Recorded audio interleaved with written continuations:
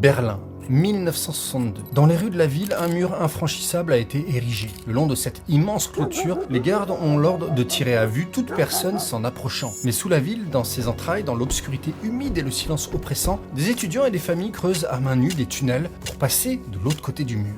2 tunnels pour 2 destins. L'un va devenir une légende du journalisme mondial, l'autre va finir dans le sang et la trahison. Voici l'histoire des tunnels 29 et 57 sous le mur de Berlin.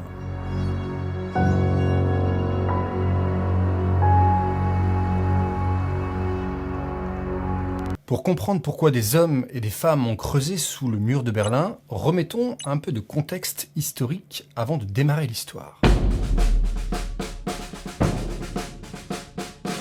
Avant même que la Seconde Guerre mondiale ne soit finie, dès février 1945, lors de la conférence de Yalta, les vainqueurs, Staline, Roosevelt et Churchill, décident du sort de l'Allemagne. Alors ils sont d'accord sur une chose, l'Allemagne doit être occupée pour être dénazifiée et démilitarisée. On divise alors le pays en 4 zones d'occupation. La zone soviétique à l'est, la zone américaine au sud, la zone britannique au nord-ouest et une zone française à l'ouest. Berlin, la capitale, est un cas particulier. Berlin est située en plein cœur de la zone soviétique. Pourtant, par pur symbole politique, la ville est elle aussi découpée en 4 secteurs. Mais très vite, la lune de miel entre les alliés prend fin. 2 visions du monde s'affrontent. L'Ouest veut reconstruire une Allemagne forte et démocratique, quand l'Est veut faire de l'Allemagne un régime satellite fidèle à Moscou. En 1947, les Américains lancent le plan Marshall pour aider l'Europe à se reconstruire. Staline refuse que sa zone en bénéficie. Le rideau de fer commence à descendre. Le point de non-retour arrive en juin 1948. Les Occidentaux créent une nouvelle monnaie pour leur zone, le Deutschmark, sans prévenir les Soviétiques. Staline, bien sûr, est furieux et décide de couper tous les accès terrestres menant à Berlin-Ouest pour affamer la ville et forcer les Occidentaux à partir. C'est la période du blocus de Berlin. Pendant 11 mois, les Américains et les Britanniques réalisent un exploit logistique, un pont aérien. Dans les périodes les plus intenses, un avion atterrit toutes les minutes pour livrer nourriture et charbon aux Berlinois. Staline finit par céder et lève le blocus en mai 1949. Mais le divorce est désormais acté et officiel. Le monde entre de plein pied dans la guerre froide. En mai 1949, les 3 zones occidentales fusionnent pour créer la RFA, la République fédérale d'Allemagne, une démocratie capitaliste. En octobre 1949, en réaction, l'URSS transforme sa zone en RDA, République démocratique allemande, un État communiste. L'Allemagne est officiellement coupée en 2 pour les 40 prochaines années. À l'ouest, le miracle économique soutenu par les Américains a eu lieu, alors qu'à l'est, le régime communiste sous tutelle soviétique ne favorise pas le développement et le bonheur de sa population. Problème pour Moscou, les citoyens votent avec leurs pieds. Entre 1949 et 1961, plus de 2,5 millions de personnes fuient vers l'ouest. Et ce ne sont pas n'importe qui. Ce sont la matière grise du pays. Des ingénieurs, des médecins, des professeurs et la jeunesse aussi. La RDA est en train de se vider alors qu'elle a besoin de cerveau et de main-d'œuvre pour accompagner son développement. Berlin est à ce moment-là le seul trou dans la raquette où l'on peut encore passer d'un secteur à l'autre en prenant simplement le métro. Parce que partout ailleurs, dès 1952, la frontière interallemande, le fameux rideau de fer, est infranchissable. 1400 km de barbelés, de clôtures et une zone interdite de 5 km de large. Franchir cette frontière en race campagne est devenu extrêmement dangereux et quasi impossible pour un citoyen ordinaire. Et Berlin est l'exception qui rend fou le régime communiste. Des milliers de Berlinois habitent à l'Est mais travaillent à l'Ouest et vice-versa. Pour un Allemand de l'Est qui veut fuir le régime, la méthode est simple. Il prend un train pour Berlin-Est, marche quelques rues jusqu'au secteur Ouest, se déclare comme réfugié et de là, un avion l'emmène vers l'Allemagne de l'Ouest. Bien évidemment, cette fuite n'était facile que sur le papier. Techniquement, la RDA n'autorisait pas l'émigration. Partir sans autorisation était un crime appelé République Flucht, la fuite de la République. Il y avait des patrouilles de police partout, surtout dans les gares et les rues proches des intrafrontières de Berlin. Et surtout, on estime qu'il y avait environ un collaborateur, officiel ou informateur secret, pour 60 habitants. C'est le système de surveillance le plus dense de l'histoire moderne. Si on vous arrêtait avec une valise trop grosse ou des photos de famille sur vous, on comprenait que vous tentiez de fuir. Et les conséquences étaient souvent immédiates. Dès l'arrestation, que ce soit à la frontière ou parce qu'un voisin avait dénoncé les préparatifs, le suspect était remis entre les mains de la Stasi, le ministère de la Sécurité d'État. Le suspect était souvent emmené dans des prisons comme celle de Hohenschönhausen, à Berlin. Avant les années 60, d'ailleurs, la torture physique était courante. Plus tard, la Stasi a bien sûr perfectionné ce qu'on a appelé la décomposition psychologique, notamment la privation de sommeil, l'isolement total dans des cellules sans fenêtre et des interrogatoires de 12 à 24 heures d'affilée pour obtenir les noms des complices ou des passeurs. Et au bout des interrogatoires, c'était pas fini. Il y avait 1 à 8 ans de prison, généralement. Et à la sortie de prison, ce n'était pas encore fini. Il y avait ce qu'on appelle la mort sociale. Le droit de faire des études supérieures était retiré. Quelqu'un de qualifié se retrouvait avec des petits boulots aléatoires. La personne restait fichée à vie comme élément hostile. Ses courriers étaient ouverts et son appartement souvent mis sur écoute. Et le plus cruel dans tout ça, la RDA pratiquait ce qu'on appelait la punition collective. Si vous tentiez de fuir, vos parents, frères ou sœurs pouvaient perdre leur emploi. Dans certains cas extrêmes, si des parents étaient arrêtés pour tentative de fuite, l'État pouvait leur retirer la garde de leurs enfants pour les faire adopter par des familles fidèles au régime afin qu'ils reçoivent une éducation socialiste. Les gens partaient donc souvent avec rien de plus qu'un sac à dos en prétendant faire une simple promenade, abandonnant derrière eux leurs maisons, leurs meubles et leurs souvenirs pour ne pas éveiller les soupçons. Mais cela n'a pas empêché les gens de fuir. En 1961, l'exode atteint un point critique. 200 000 personnes partent en seulement 7 mois. La RDA est au bord de l'effondrement économique car elle perd sa main-d'œuvre. Le 12 août 1961, l'Opération Rose est lancée. En une seule nuit, 15 000 soldats et policiers est-allemands déploient des barbelés et murent les fenêtres des maisons situées sur la ligne de démarcation. Le comble, les 150 tonnes de rouleaux de barbelés ont été achetés en secret par la RDA dans les semaines précédentes à la RFA et à la Grande-Bretagne. Le lendemain matin, le 13 août à 6 h du matin, l'opération est terminée et c'est un succès. Les Berlinois se réveillent dans une ville amputée par 43 km de barbelés. Des familles sont séparées, des amoureux se retrouvent de chaque côté d'une rue qui est bien sûr devenue infranchissable. Au début, le mur est rudimentaire, fait de briques et de fils de fer, mais très vite, il devient une forteresse sophistiquée avec un no man's land, une sorte de bande de la mort, avec des tapis de clous cachés sous le sable, des miradors avec des gardes ayant l'ordre de tirer pour tuer. Le message du régime est clair: personne ne part. C'est ce désespoir total, cette impossibilité physique de traverser la rue, ce ciel désormais zébré de barbelés et cet horizon barré de béton qui va forcer les Berlinois épris de liberté à regarder là où les gardes ne regardent pas encore, la seule dimension pour s'échapper, les profondeurs terrestres.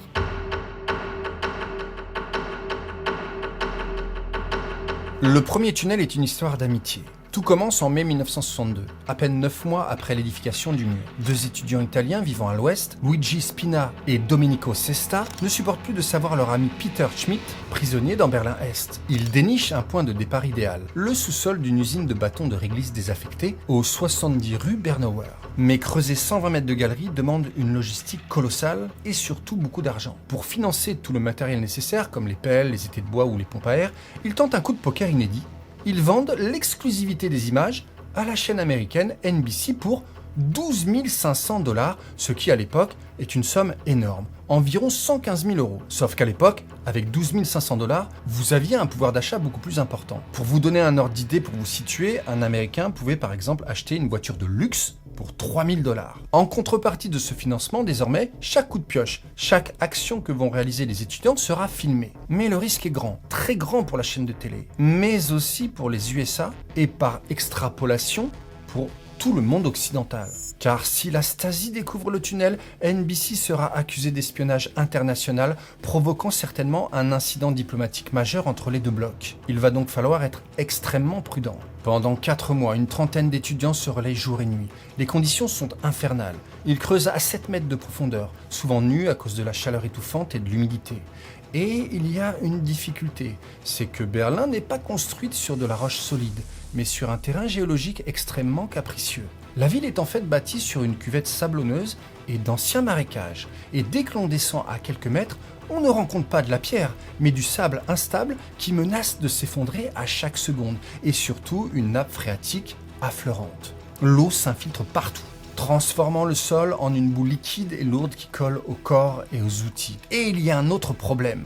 Ceux qui creusent sont souvent victimes d'électrocution. Joachim Rudolph, un des héros du livre Tunnel 29, que je vous conseille de lire, le raconte. Il raconte que les fils électriques et les ampoules tombaient souvent dans les flaques et les châtaignes étaient nombreuses. Les parois doivent également être étayées centimètre par centimètre avec des poutres et des planches de bois pour éviter que le tunnel ne devienne un cercueil de sable. Et les poutres sont responsables de nombreux chocs répétés à la tête. Les étudiants travaillent donc dans une atmosphère saturée d'humidité où l'air manque d'oxygène, obligés de pomper l'eau en permanence pour ne pas finir noyés sous leurs propres pieds. À la mi-été, une canalisation va exploser, inondant la galerie. Le tunnel ce jour-là manque de s'effondrer. Mais il n'abandonne pas. Le 14 septembre 1962, le percement a lieu. Il débouche dans la cave d'un immeuble au 7 rue Schönholzer, à l'est. Le signal est donné. Sous l'œil des caméras de NBC, dans une obscurité percée par de faibles lampes, les premiers visages apparaissent. Hagards, couverts de boue, les réfugiés rampent. Une mère porte son bébé dans une bassine en plastique pour qu'il ne se noie pas dans l'eau qui monte déjà au fond de la galerie. Ce soir-là, 29 personnes atteignent l'ouest. Puis après, la galerie va être noyée dans l'eau. Le tournage se termine en septembre 1962 et NBC prévoit de diffuser le film le 31 octobre. Mais le calendrier historique s'en mêle. C'est le moment exact de la crise des missiles de Cuba. Le monde est au bord d'une guerre nucléaire entre les États-Unis et l'URSS. Le département d'État américain fait donc une pression énorme sur NBC pour annuler la diffusion. Ils craignent que montrer des Américains finançant une évasion illégale ne soit perçu par l'URSS comme une provocation de trop. Et ils craignent aussi que cela ne facilite le travail de la Stasi en lui montrant les méthodes de fuite. Cependant, une fois la crise de Cuba apaisée, NBC maintient sa décision de diffuser au nom de la liberté de la presse, et malgré les critiques du gouvernement qui juge l'opération irresponsable. Le documentaire est finalement diffusé le 10 décembre 1962 aux États-Unis. Des millions d'Américains vont rester scotchés devant leur écran. Les images sont brutes, sont sombres, sont tremblantes. C'est quelque part l'ancêtre de la télé-réalité, mais avec des vrais enjeux de vie ou de mort. Bien que son administration ait tenté d'interdire le film, Kennedy l'aurait visionné en privé et aurait été profondément ému, qualifiant le film de magnifique. Le film d'ailleurs remportera 3 Emmy Awards en 1963, dont celui du programme de l'année, une première pour un documentaire. Sans surprise, à l'Est, la RDA hurle au scandale. Elle qualifie la NBC de complice, de terroriste et de trafiquant d'êtres humains. La diffusion, comme avait prévenu le gouvernement américain, force la Stasi à repenser totalement sa stratégie de surveillance. Elle commence à installer des micros sismiques sous terre et crée des unités spéciales dédiées à la chasse aux tunnels. Le documentaire a certes joué son rôle d'information, mais a aussi rendu encore plus difficile la possibilité de s'évader d'un pays où la liberté de l'individu est broyée. Dorénavant, si on veut encore creuser un tunnel pour s'évader, il va falloir une sacrée dose de courage et surtout de discrétion.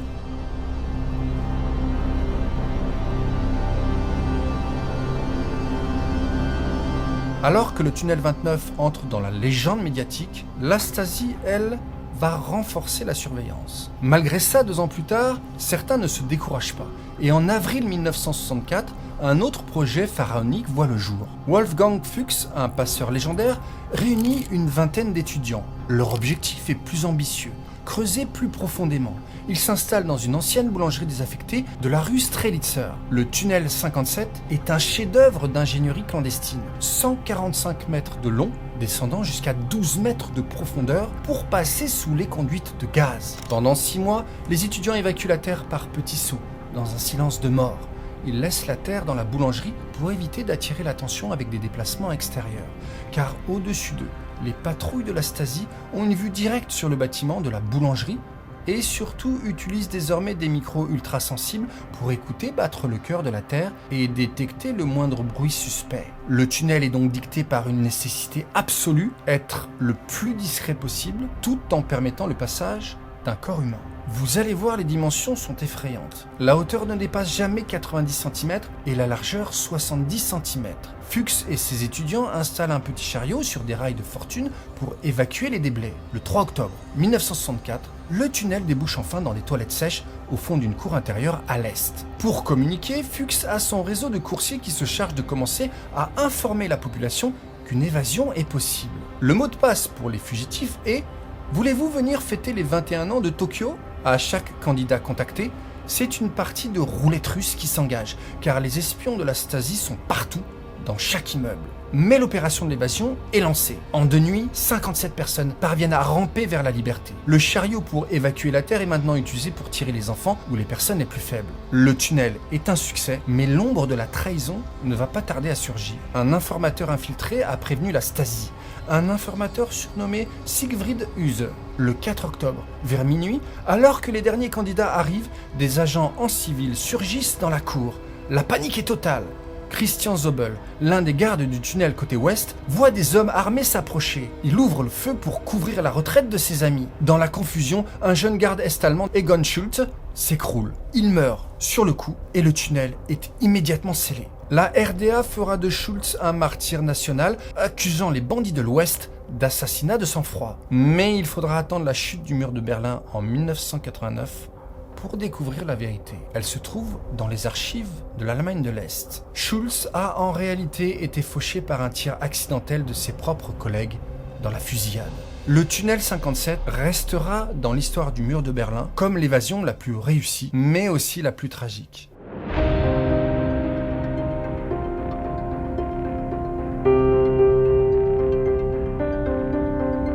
Est-ce que la société vaut quelque chose si elle ressemble à une prison à ciel ouvert ? Si elle aliène le droit fondamental de disposer de sa propre vie? Où se trouve la limite, le curseur, d'une société qui impose trop de devoirs à l'individu? C'est peut-être ce que veut nous rappeler l'histoire de ces tunnels, un symbole fort de ce qu'est la nature humaine et du choix que font les individus. En RDA, l'État se voulait le maître des destins, exigeant que l'individu se sacrifie pour le bien de la société et le progrès socialiste. Sur le papier, tout est cohérent, et pour être honnête, c'est même séduisant. Mais pour des milliers de Berlinois, cette société n'était que le reflet d'une liberté bafouée. Le modèle proposé par la RDA n'a pas fonctionné pour eux. Aurait-elle pu? En tout cas, elle a fonctionné pour certains. Et la question que je me suis posée, c'est pourquoi aider activement un régime qui broie les individus? Bon, la réponse, je l'ai trouvée assez facilement. À ce niveau, ce n'est pas une question purement idéologique. Le régime en fait octroyait des faveurs aux personnes contribuant à faire appliquer la politique de celui-ci. Et pour certaines personnes,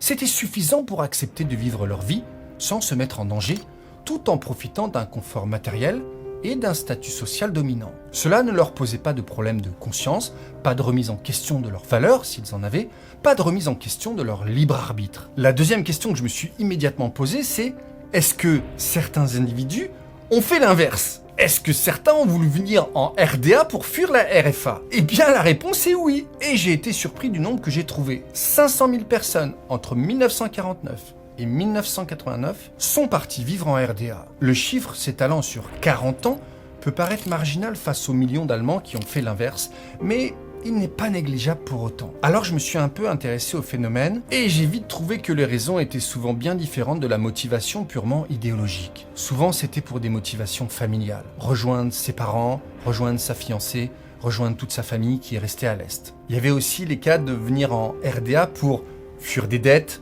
fuir la justice, ou alors parce qu'on était un gros radin, on avait la garantie de l'emploi à vie et un appartement vraiment pas cher payé. Mais passer de l'ouest à l'est ne se faisait pas quand même simplement en frappant à la porte. La barrière à franchir était bien entendu la Stasi. On plaçait les candidats dans des centres de transit pour subir des interrogatoires serrés pendant plusieurs semaines. La Stasi vérifiait leur passé et leur motivation. Et une fois en RDA, beaucoup de ceux qui passaient à l'Est par idéologie finissaient par être déçus par la bureaucratie, la pénurie de biens de consommation et l'absence de liberté publique. Certains ont d'ailleurs tenté de refaire le chemin inverse quelques années plus tard, mais cette fois, ils étaient bloqués par le mur qu'ils avaient franchi de leur plein gré. Comment peut-on être attiré par un pays qui ne vous laisse plus le choix d'en sortir? L'être humain est parfois déroutant. Dans ce contexte de privation de liberté, les tunnels ont été un symbole d'espoir et de vie meilleure. Mais ils nous racontent aussi une vérité plus universelle. Ils nous rappellent que la dignité humaine ne se négocie pas contre un confort matériel ou un statut social dominant. Pour les artisans des tunnels 29 et 57, la vie n'avait de sens que si elle était vécue en homme libre et non sous la tutelle d'un État autoritaire. Ils ont prouvé que si la surface de Berlin-Est appartenait à la dictature, alors le tunnel deviendrait le chemin de la contestation et de la liberté retrouvée. Aujourd'hui, il ne reste de ces tunnels que des archives, et puis aussi on a quelques plaques de bronze qui sont sur le bitume. Mais le message de ces plaques n'a pas vieilli. Peu importe la hauteur du béton ou la taille des barbelés, il n'existe aucune barrière assez solide pour étouffer définitivement le besoin d'un homme de rejoindre un pays libre. Et vous, dans une ville coupée en deux, seriez-vous resté du côté du confort, mais aussi du silence, ou auriez-vous pris une pelle pour creuser vers votre liberté? Merci d'avoir suivi cette vidéo, je vous embrasse très fort, je vous salue bien bas, à très vite pour une prochaine vidéo.